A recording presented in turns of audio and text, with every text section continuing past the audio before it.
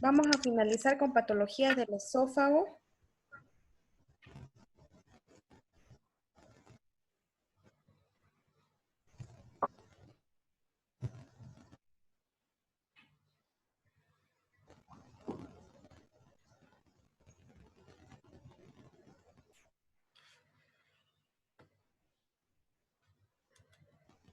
Terminamos de ver hernia hiatal. Al final voy a llamar la lista, jóvenes.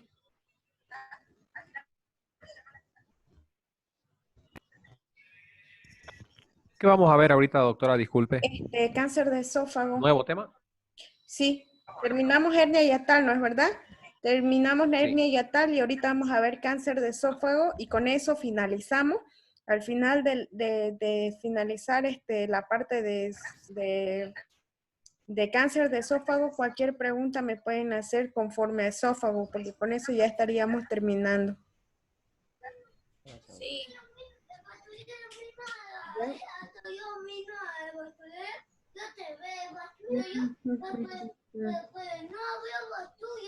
¿Ya? Un ratito, estoy teniendo problemas.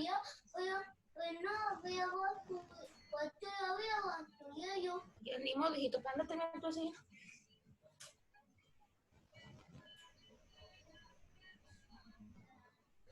Ok. Ay, Dios.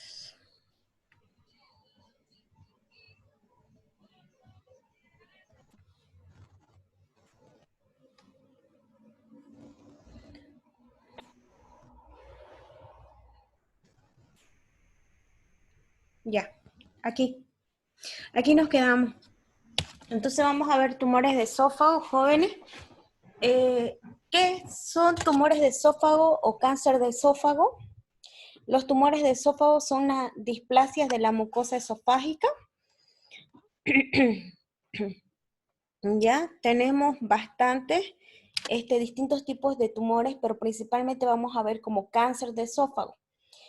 Dentro de los tumores de esófago, ¿a qué nos referimos tumores? Toda displasia, cambio celular en la mucosa esofágica.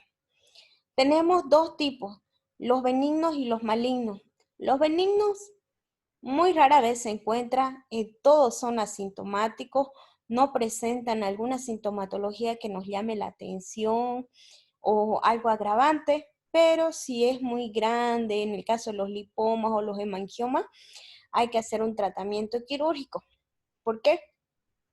Porque los hemangiomas es un tumor de las células vasculares a nivel del esófago, entonces puede producir un sangrado a nivel del esófago.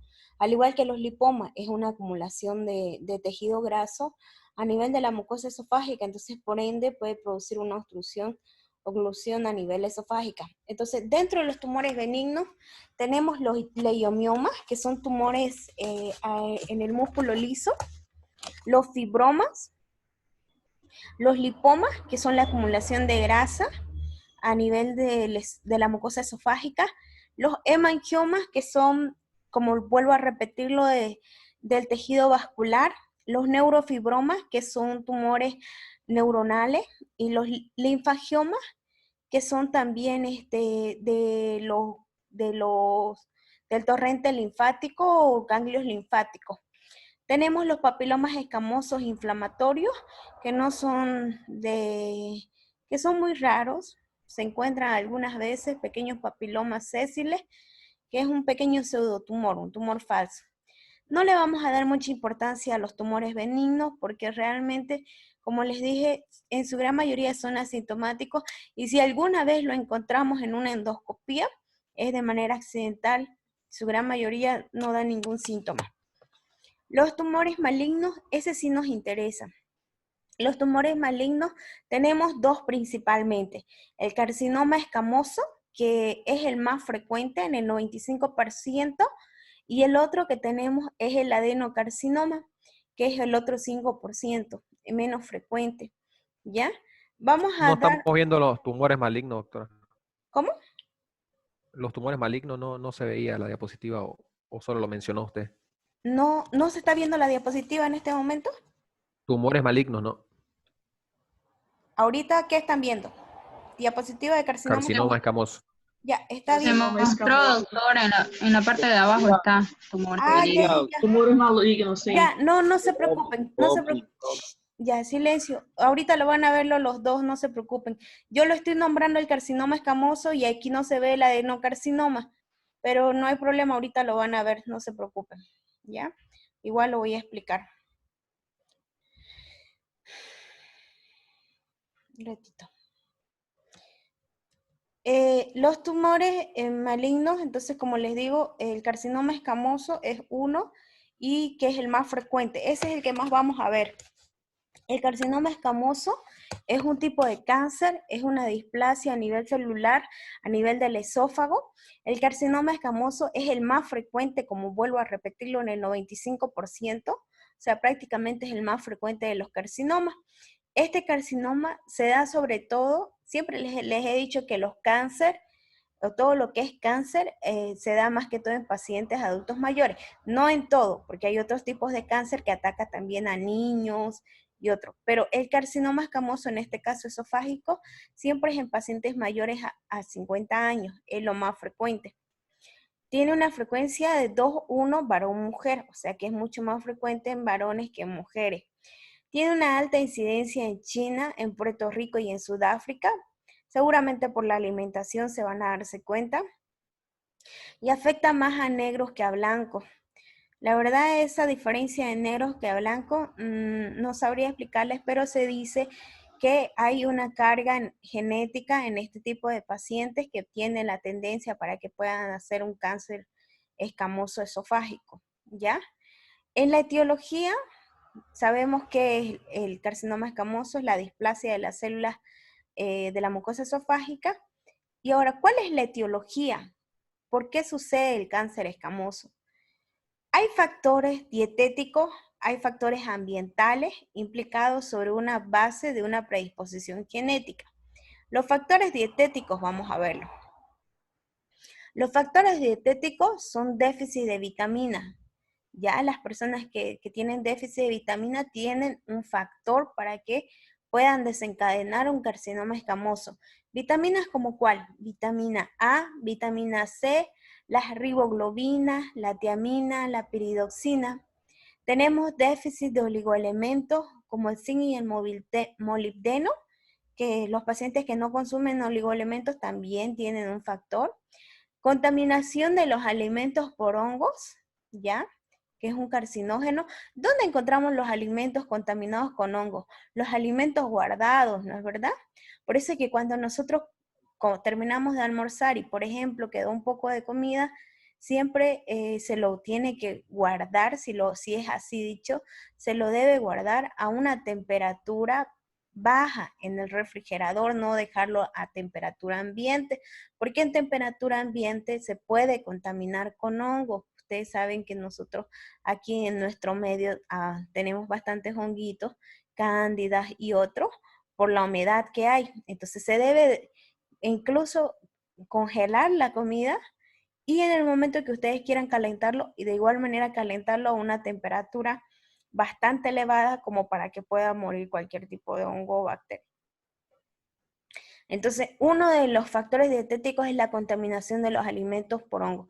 Por eso es recomendable no comer comida guardada, ¿ya? Y alimentos que tengan alto contenido en nitritos y nitrosaminas. Ese es el factor más frecuente, diría yo, para que se dé un carcinoma escamoso esofágico. ¿Ya? ¿Por qué? Porque los nitritos y nitrosaminas son los desencadenantes para que se dé un cáncer esofágico. ¿Y dónde encontramos los nitritos y las nitrosaminas? Los encontramos en los embutidos. Los embutidos ustedes saben que se hace en base a la grasa, ya sea de carne de vaca o de carne de chancho.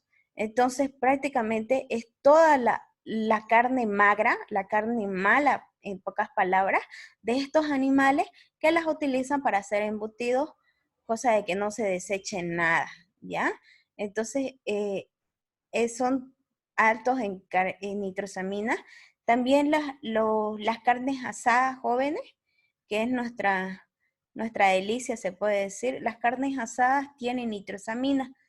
al estar en contacto con la parrilla y con el carbón que desprende esas partículas y se prenden en la carne, entonces tienen nitrosamina. No les digo que no coman, pueden comer, pero no exagerar, ¿ya?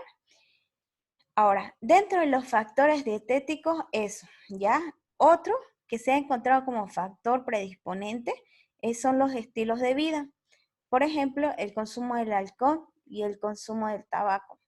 Estos dos son factores preponderantes que nos pueden llevar no solamente a un cáncer esofágico, jóvenes, nos puede llevar a un cáncer de gástrico, un cáncer hepático, un cáncer, distintos tipos de cáncer. El consumo de alcohol y tabaco son considerados teratogénicos.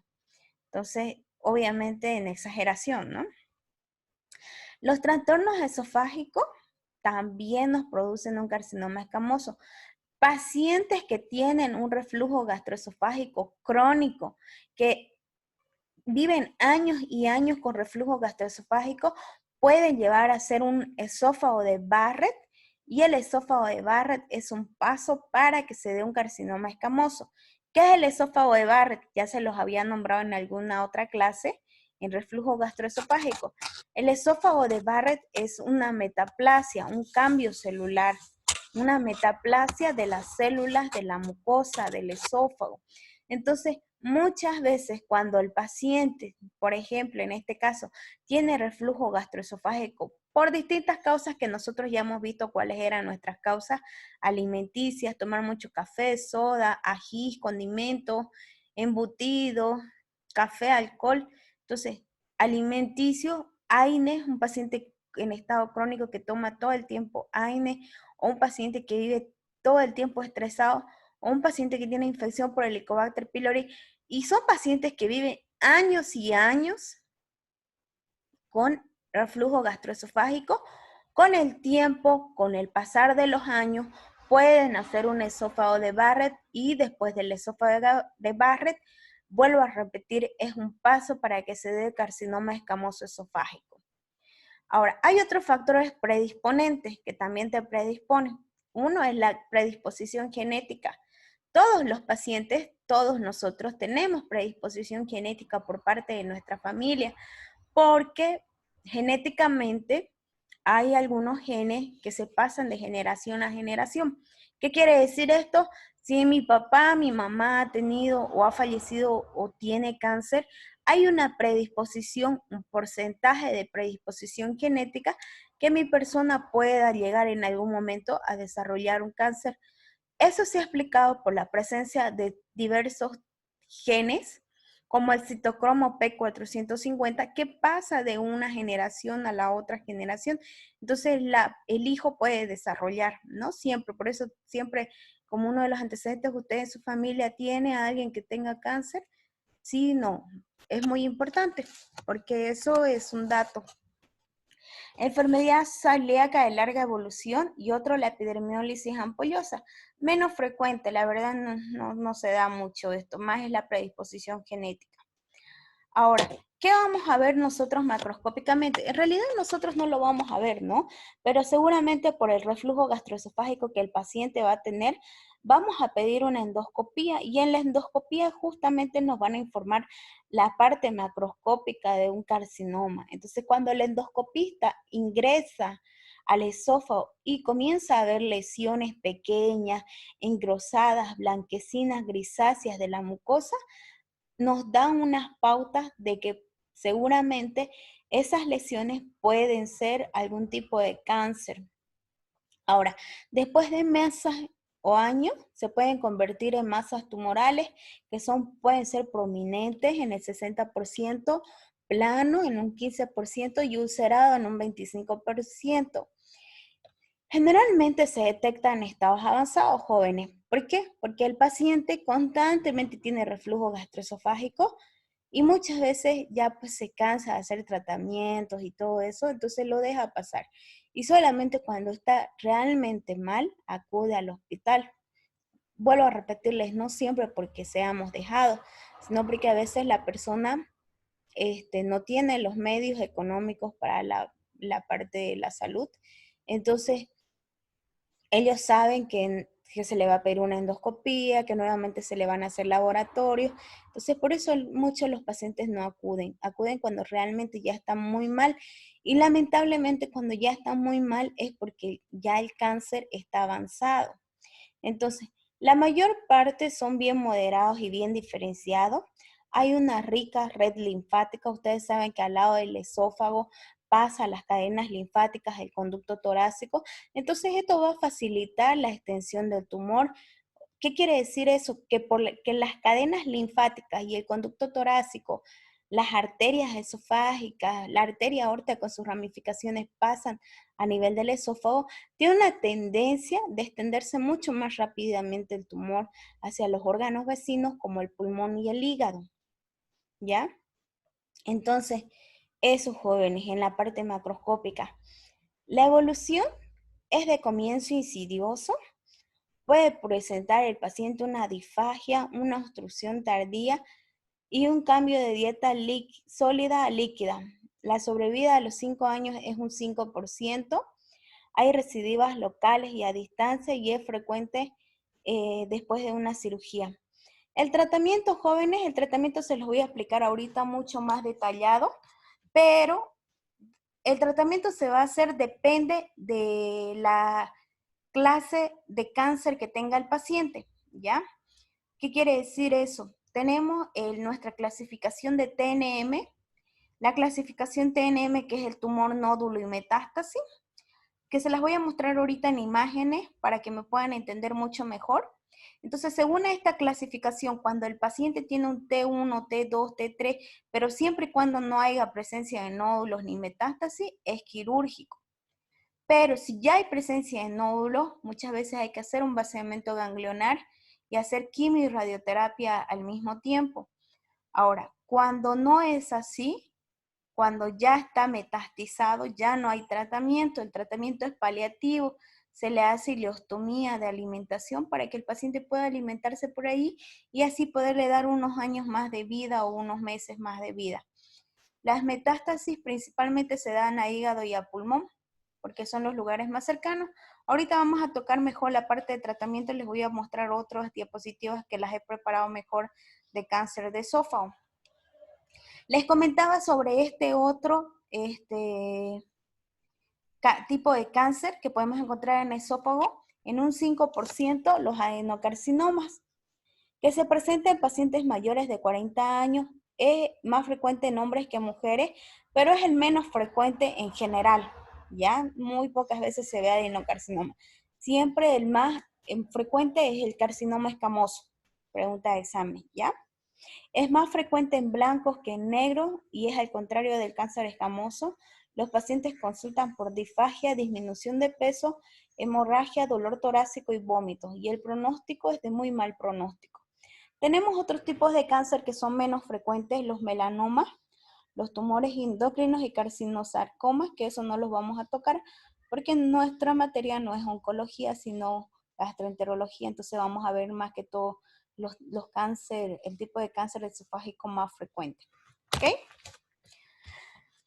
Y bueno, con eso hemos terminado la parte de esófago. Quiero mostrarles otras diapositivas que he preparado.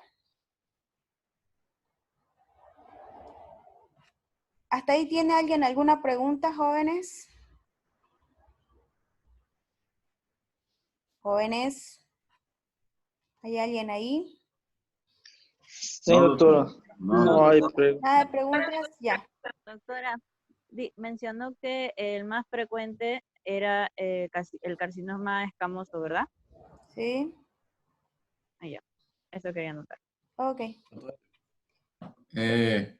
Em caso de carcinoma escamoso, por exemplo, ou de adenocarcinoma, sempre hay que mirar bem, porque se dice que, bueno, eu mirei alguns vídeos de classe de Brasil e por causa de la capa serosa que não tem em esôfago, a metástase, não, de câncer é mais comum, porque como não há esta capa que protege o esôfago, não? Claro, claro, si no hay la capa, es mucho más rápido, se puede extender, ¿no? Cáncer de esófago, ¿Se ve la diapositiva en blanco? ¿Sí? Sí. Ok, Sí, se ve. Sí, ya. doctora, sí. Continuemos. Les voy a mostrar estas diapositivas que están mucho mejor preparadas. Entonces, esperen un momento, voy a silenciarlos a todos y al final me preguntan lo que ustedes quieran. Entonces, cáncer de esófago, estas son unas diapositivas que preparé un poquito, que son mucho mejores, ¿ya? Entonces, que se ve más imágenes que otra cosa. Entonces, fíjense, el cáncer de esófago obviamente se da a nivel del esófago. Tenemos 4 capas en el esófago: la capa mucosa, la capa submucosa, la capa muscular y la capa serosa. En estas, como estamos hablando de cáncer específicamente, vamos a ver los tumores malignos, ya no tanto los benignos, porque es cáncer propiamente dicho de esófago. Entonces, vuelvo a repetir, vemos el carcinoma de células escamosas, que es el más frecuente en un 95%, y el otro que es el adenocarcinoma, en un 5%. Vuelvo a repetirles un poquito, porque estas diapositivas son mejor preparadas que las otras. Entonces, como las otras eran unas 4 diapositivas, estas las preparé mucho mejor. Entonces, ya. ¿Cuáles son los factores de riesgo? Vuelvo a repetir, los jóvenes, los factores de riesgo: el consumo de tabaco y el alcohol, la obesidad, la dieta, ¿ya? La dieta y las nitrosaminas, no se olviden. Antecedentes de cáncer en la familia, el esófago de Barrett, vuelvo a repetir, lo que es una metaplasia celular a nivel del esófago, que se da ¿por qué motivo? Por un reflujo gastroesofágico o una esofagitis crónica constante. Entonces, la esofagitis crónica te va a llevar a una metaplasia y la metaplasia te va a llevar a un cáncer de esófago. Entonces, esos son los factores de riesgo. Aquí un poquito cambió los porcentajes, ya que lo saqué de otro libro, que es del libro de Mindgut. Entonces, lo puse conforme a lo que está en el libro, que el libro indica que es mucho más frecuente igual las células escamosas, el carcinoma de células escamosas, pero en un 85% y el adenocarcinoma en un 13%. Y los menos frecuentes son el linfoma sarcoma, que es diferenciado de células pequeñas, es un 2%, ¿ya? Así maneja esta clasificación este libro. ¿Cuáles son los síntomas y signos? Vuelvo a repetirlo. Es la disfagia, la odinofagia, dolor al deglutir, el vómito. Lo he cambiado de letra ahí con la pérdida de peso porque me parece que este signo es el más importante. Un paciente que tiene cáncer siempre va a tener pérdida de peso. Tos a la deglución y el dolor retroesternal. El diagnóstico podemos hacerlo por radiografía de bario, por tomografía computarizada. El diagnóstico ustedes, aquí voy a hacer un paréntesis, porque el diagnóstico ustedes lo van a hacer primero laboratorialmente y luego imagenológicamente. Entonces, en cáncer de esófago, independientemente cualquiera sea el escamoso o el adenocarcinoma, ¿qué vamos a solicitar? Nosotros solicitamos nuestros laboratorios de rutina, que son los que ya conocemos, nuestro hemograma, glicemia, urea, creatinina, TP y su examen de orina. ¿Qué es lo positivo que puedan encontrar en ese laboratorio? Anemia. Todos los pacientes que son o que tienen algún tipo de cáncer, con el tiempo hacen una anemia, o sea, la hemoglobina baja. Es lo único positivo que tú puedes encontrar en tus laboratorios de rutina. Ahora, ¿qué otro laboratorio podrías hacer específico para poder ver cáncer de esófago? Los marcadores tumorales. Ya hemos visto los marcadores tumorales, cuáles tenemos: el AFP, que es la alfa-fetoproteína, el CA, que es el antígeno carcinoembrionario, y el CA19-9, que son 3 marcadores tumorales que los habíamos tocado ya en algún momento, pero si no se los vuelvo a repetir. Entonces, cuando estos marcadores tumorales salen. Doctora, disculpe, ¿nos puede dictar estos genes que nos han dicho? Claro, claro. Entonces, laboratorios de rutina, ya saben cuáles son, ¿no es verdad? Y los laboratorios específicos, marcadores tumorales. ¿Cuáles son los marcadores tumorales? El CA, que significa antígeno carcinoembrionario, para que lo anoten. Antígeno carcinoembrionario, ese es uno. El otro es el AFP, que es la alfa-fetoproteína. Vuelvo a repetirlo. Alfa-fetoproteína. Entonces,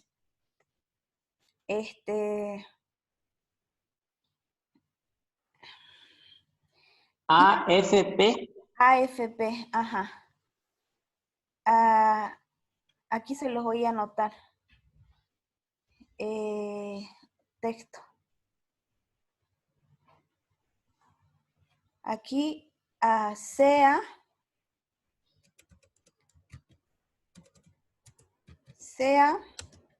antígeno carcinoembrionario.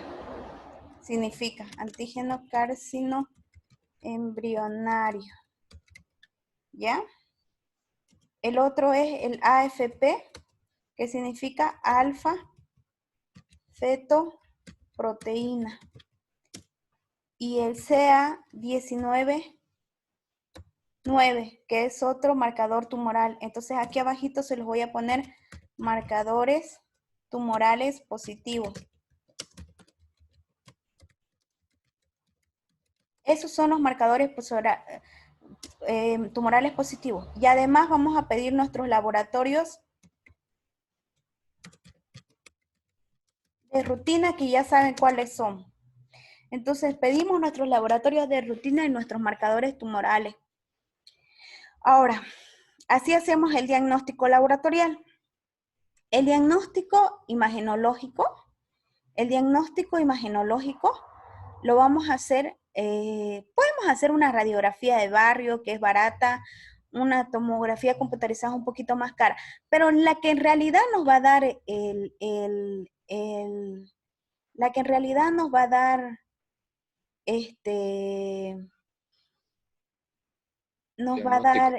el diagnóstico específico es la endoscopía. Cuando nosotros hacemos una endoscopía, vamos a hacer la endoscopía más la toma de la biopsia.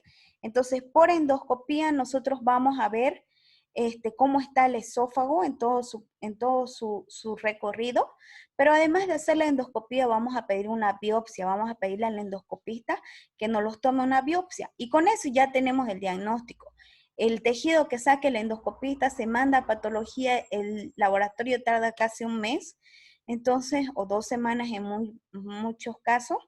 Entonces, cuando se hacen esos estudios, ya sale la patología y ahí te dice si es cáncer de células escamosas o es adenocarcinoma o qué tipo de cáncer es. Entonces, con eso ya tienes el diagnóstico.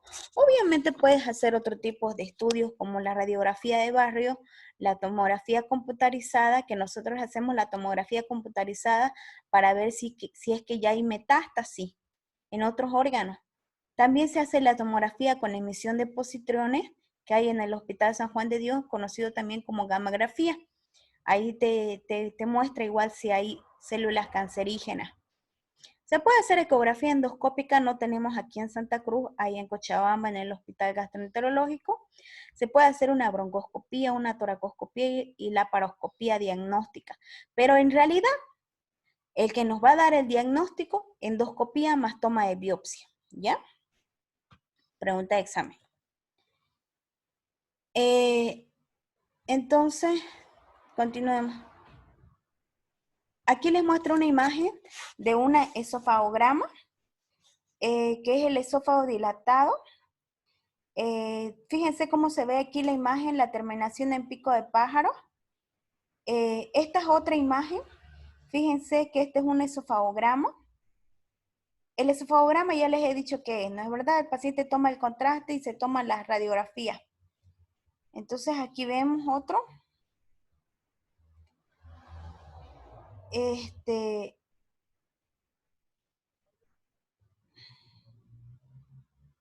Ok, ya. Entonces eso. El otro es la endoscopía, que es el que nos va a dar el diagnóstico. Aquí les muestro una endoscopía. Fíjense. Fíjense la imagen blanquecina sobreelevada y aquí nos va a biopsia y se ve ahí ya el cáncer de esófago. Fíjense esta imagen, una endoscopía, fíjense todo una masa tumoral, en este caso un cáncer, ¿no? De esófago.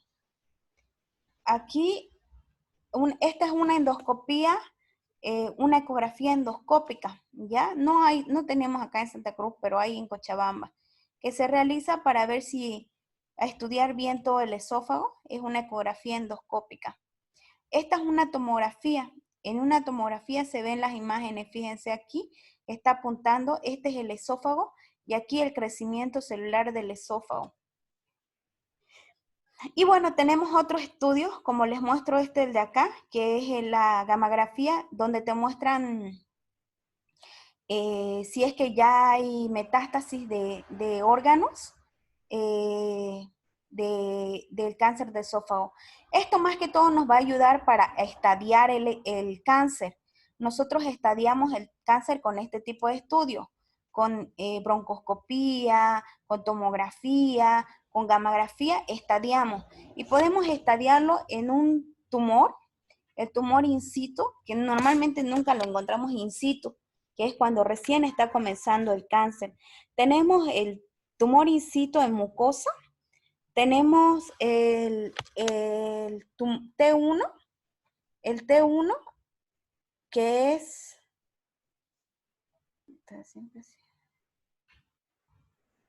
sí, siempre es hacia adentro.